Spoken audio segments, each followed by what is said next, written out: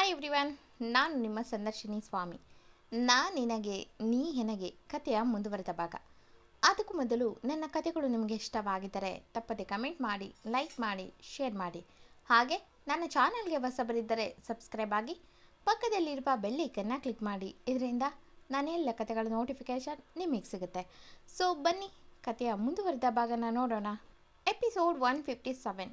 ಇಂದಿನ ಸಂಚಿಕೆಯಲ್ಲಿ ಅಗಸ್ತ್ಯ ಒಂದು ಕ್ಷಣ ಬಿಟ್ಟು ಅವಳ ಕಿವಿಯಲ್ಲಿ ಒಂದು ಇಯರ್ ಪೀಸ್ ಇಟ್ಟರೆ ಅದರಲ್ಲಿ ಹಲೋ ಎನ್ನುವ ದೀಪ ವಾಯ್ಸ್ ಕೇಳಿ ಹಿಂದೂ ಆಶ್ಚರ್ಯದಲ್ಲಿ ಅಗಸ್ತ್ಯನ ಕಡೆ ನೋಡಿದ್ರೆ ಅಗಸ್ತ್ಯ ಮಾತಾಡು ಎನ್ನುವಂತೆ ಕಣ್ಣು ಸನ್ನೆ ಮಾಡ್ದ. ಹಿಂದೂ ಹಲೋ ಅಣ್ಣ ಎಂದು ದೀಪಕ್ ಜೊತೆ ಮಾತಾಡಿ ದೀಪಾಲಿ ಜೊತೆಗೂ ಮಾತಾಡಿದ ಹುಡುಗಿ ಅವರ ಜೊತೆ ಶಂಕರ್ ಅವರನ್ನು ಕೂಡ ಜೊತೆಗೆ ಇರಿಸ್ಕೊಂಡಿದ್ದನ್ನು ಕೇಳಿ ಶಂಕರ್ ಅವ್ರ ಜೊತೆ ಕೂಡ ಮಾತಾಡಿದ್ಲು. ಶಂಕರ್ ಅವರು ಹೇಗಿದೆಯಮ್ಮ ಅಂದರು. ಹಿಂದೂಗೆ ಆ ಮಾತು ಕೇಳಿ ಕಣ್ಣೀರೇ ಬಂದಿತ್ತು. ಅಗಸ್ತ್ಯ ಎಂದು ತನ್ನೆರಡು ತುಟಿ ಪ್ರೆಸ್ ಮಾಡಿ ಅವಳ ಕಣ್ಣೀರೋಡಿಸಿ, ಡ್ಯಾಡ್, ಅವಳಿಗೆ ತಾನು ಅಲ್ಲಿದ್ದು ನಿಮ್ಮನ್ನು ನೋಡ್ಕೊಳ್ಬೇಕಿತ್ತು ಎನ್ನುವ ಗಿಲ್ಟ್ ಎಂದ. ಶಂಕರ್ ಅವರು, ನಾನಿಲ್ಲಿ ಚೆನ್ನಾಗಿದ್ದೀನಿ ಕಣಮ್ಮ, ಆದಷ್ಟು ಬೇಗ ಅಲ್ಲೆಲ್ಲ ಕೆಲಸ ಮುಗಿಸ್ಕೊಂಡು ಬೇಗ ಬಂದುಬಿಡಿ. ನನ್ನ ಬಗ್ಗೆ ನಿಮ್ಗೆ ಯೋಚನೆ ಬೇಡ.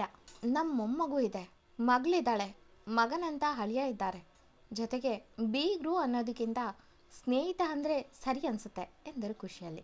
ಮುಂದೆ ಶಂಕರ್ ಮಾತು ಕೇಳಿದ ಹಿಂದೂ ಬೇಸರದಲ್ಲೇ, ಆದರೂ ಸಾರಿ ಮಾವ ಅಂದ್ಲು. ಅಷ್ಟೊತ್ತಿಗೆ ಆ ಕಡೆಯಿಂದ ದೀಪಕ್ ತಂದೆ ಫೋನ್ನ ಕಿತ್ಕೊಂಡು, ನಿಮ್ಮ ಮಾವನ್ನ ನಾವು ಚಲೋ ನೋಡ್ಕೊತಿದ್ದೀವವ್ವ ಮಗಳೇ, ನೀವಿಬ್ಬರು ಚೆನ್ನಾಗಿರಿ, ಬರುವಾಗ ಒಂದು ಮಗನ ತರಬೇಕಿತ್ತಮ್ಮತ್ತ, ಬರೀ ಕಾಯಾಗಿ ಬಂದರೂ ಖಾರದ ಚಟ್ನಿ ಕಾಯಂ ನಿಮ್ಗ ಎಂದರು ಖಡಕ್ಕಾಗಿ. ಅಲ್ಲಿದ್ದವರೆಲ್ಲ ದೀಪಕ್ ಅಪ್ಪನ ನೇರ ನುಡಿಯನ್ನು ನೋಡಿ ನಕ್ಕರೆ ಅಗಸ್ತ್ಯ ಸಣ್ಣಗೆ ನಕ್ಕು ಇಂದು ಮುಖ ನೋಡ್ದ. ಆದರೆ ಇಂದು ಆಲ್ರೆಡಿ ನಾಚಿಕೆಯಲ್ಲಿ ತಲೆ ತಗ್ಸಿ ಸೈಲೆಂಟ್ ಆಗ್ತಾಳೆ.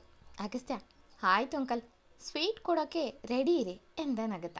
ಅವರು ಅಗಸ್ತ್ಯನ ಮಾತು ಕೇಳಿ, ಕೇಳೋ ಮಗನ, ನೀನು ಭಾಳ ತಡ ಮಾಡಿದ್ಯಾ, ಜಲ್ದು ಒಂದೆರಡು ಮಕ್ಕಳನ್ನ ನಮಗೂ ನಮ್ಮ ಬೀಗ್ರಿಗೂ ಕೊಟ್ಟು ಯಾವ ದೇಶಕ್ಕಾದರೂ ಹೊಂಡ ತಿಳಿತೇನಪ್ಪ ಅಗಸ್ತ್ಯ ಅಂದರು.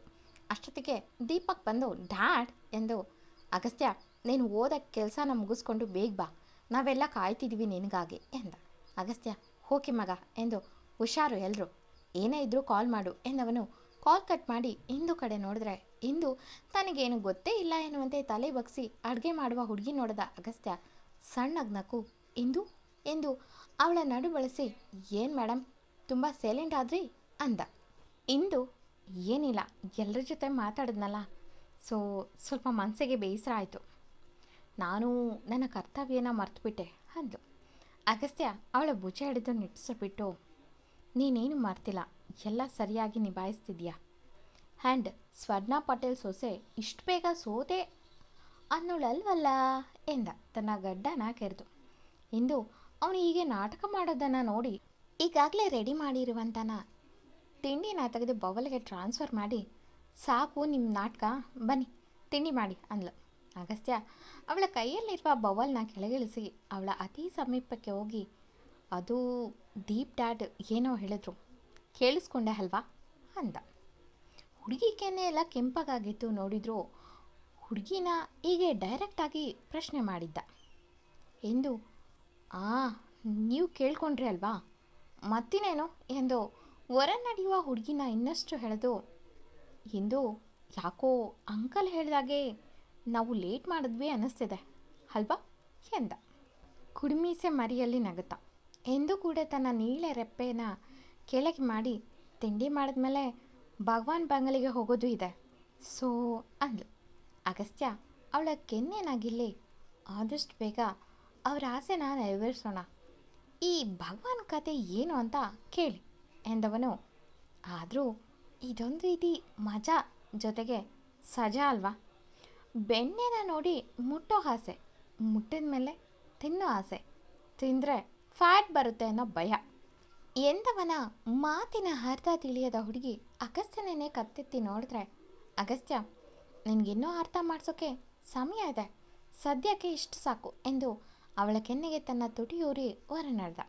ಎಂದು ದೀಪಕ್ ತಂದೆ ನುಡಿದ ಮಾತು ಕೇಳಿ ಮತ್ತೊಮ್ಮೆ ನಾಚಿಕಾಗಿ, ಅಂಕಲ್ ಮಾತಲ್ಲಿ ಫಿಲ್ಟರೇ ಇಲ್ಲ, ಹೇಗೆ ಬೇಕೋ ಹಾಗೆ ಹೇಳ್ತಾರೆ, ಆದರೂ ಒಳ್ಳೆ ಮನಸ್ಸಿನ ವ್ಯಕ್ತಿ ಎಂದು ನಗುತ್ತಾ ತಿಂಡಿ ಹಿಡಿದು ಹೋಗ್ತಾಳೆ. ಕಿಟ್ಟಿ, ಲಾರೆನ್ಸ್, ಅಗಸ್ತ್ಯ ಎಲ್ಲರೂ ಸೇರಿ ತಿಂಡಿ ಮಾಡಿ ಈಗ ಭಗವಾನ್ ಬಂಗಲೆಗೆ ಹೊರಡೋಕ್ಕೆ ಸಿದ್ಧ ಆದರು. ಅಗಸ್ತ್ಯ ತಾನು ಮೊದಲು ಹೋಗಿ ಅಲ್ಲಿಯ ಪರಿಸ್ಥಿತಿ ಹೇಗಿದೆ ಎಂದು ತಿಳಿಸ್ತೀನಿ, ಆಗ ಬನ್ನಿ ಎಂದು ಲಾರೆನ್ಸ್ಗೆ ಹೇಳಿದ. ಕಿಟ್ಟಿ, ನಿನ್ನ ವ್ಯವಸ್ಥೆ ನಾನು ನೋಡ್ಕೋತೀನಿ, ಸೊ ನೀನು ನಾಳೆ ಬಾ ಎಂದು ಒಮ್ಮೆ ಇಂದು ಕಡೆ ನೋಡಿ ಹತ್ರ ಬಂದರೆ ಇಂದು ಒಮ್ಮೆ ಅಲ್ಲೇ ಕಿಟ್ಟಿ ಮತ್ತು ಲಾರೆನ್ಸ್ ಇರೋದನ್ನು ನೋಡಿ ತಲೆ ತಗ್ಸಿದ್ಲು. ಅಗಸ್ತ್ಯನಿಗೆ ಅದು ಗೊತ್ತಾಯಿತು, ಇವ್ರು ನೋಡ್ತಿದ್ದಾರೆ, ಅದಕ್ಕೆ ಇಂದು ಹೀಗೆ ತಲೆ ತಗ್ಸಿದ್ಲು ಎಂದು. ಅಗಸ್ತ್ಯ, ಅವ್ರಿಗೆ ಬೆನ್ನಾಕೆ ಕಣ್ಣು ಮುಚ್ಕೊಳ್ರೋ, ಗಂಡ ಹೆಂಡತಿಗೆ ಸ್ವಲ್ಪ ಪ್ರೈವಸಿ ಬೇಕು ಅಂದ.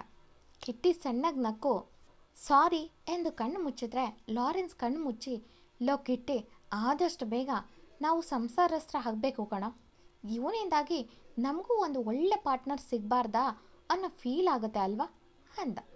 ಕಿಟ್ಟಿ, ನಿನಗಿರೋ ಆಸೆನ ನನಗೂ ಇದೆ ಅನ್ನೋ ಥರ ಹೇಳಬೇಡ, ಅದು ಜಸ್ಟ್ ನಿನಗೆ ಮಾತ್ರ, ನನಗಲ್ಲ, ನಾನು ಮಾಡೋದು ಇನ್ನೂ ತುಂಬ ಕೆಲಸ ಇದೆ ಅಂದ.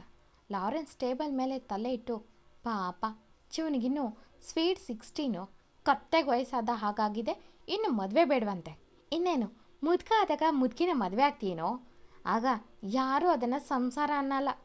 ಈ ಮುದುಕನ್ಗೆ ಯಾಕಪ್ಪ ಇಂಥ ಚಪ್ಪಲ, ಅದು ಈ ವಯಸ್ಸಲ್ಲಿ ಮದುವೆ ಆಗಿದ್ದಾನೆ ಅಂತಾರೆ. ಯಾವ್ಯಾವ ಟೈಮ್ಗೆ ಏನು ನಡಿಬೇಕೋ ಅದು ನಡಿದ್ರೇ ಸರಿ ಅಲ್ವಾ ಅಗಸ್ತ್ಯ ಅಂದ. ಅಗಸ್ತ್ಯ ಮತ್ತು ಇಂದು ನಗ್ತಾರೆ ಇಬ್ಬರ ಮಾತು ಕೇಳಿ.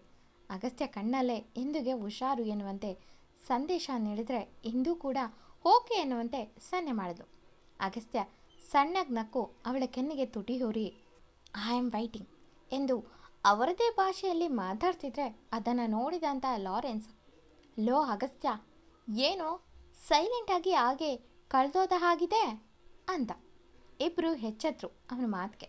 ಅಗಸ್ತ್ಯ ಲಾರೆನ್ಸ್ ಬೆನ್ನಿಗೆ ಒಂದು ಪಂಚ್ ಮಾಡಿದ್ರೆ ಲಾರೆನ್ಸ್ ನೋವಲ್ಲಿ, ಲೋ ಜೀವನದಲ್ಲಿ ಈಗಿನ್ನೂ ಆಸೆ ಕನಸನ್ನು ಕಟ್ಕೊಂಡಿದ್ದೀನಿ ಕಣೋ, ಅನ್ಯಾಯವಾಗಿ ಅದರ ಕೊಲೆಗಾರ ಆಗಬೇಡ ಅಂದ.